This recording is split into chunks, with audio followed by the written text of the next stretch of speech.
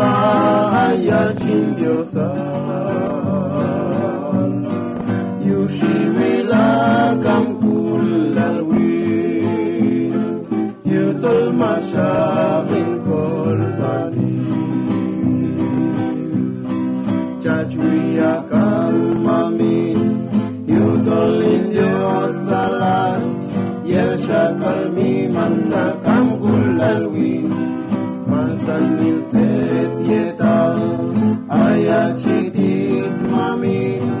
etin gilto balkila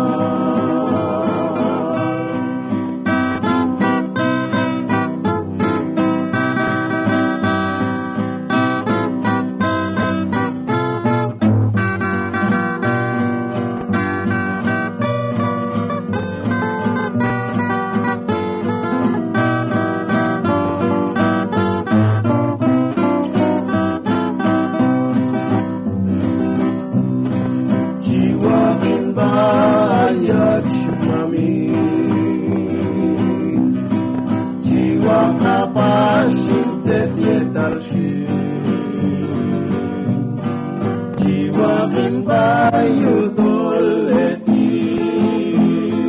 etin shayin topal kinan Jiwakin bayat shmamin Jiwakabashin zetietal shin Jiwakin bayutol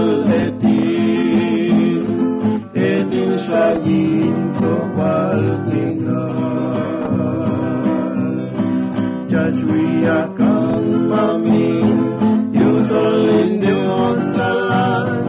Yel shakal mimanakam kulalwin Masan yel zet yetal ayat shidit mamin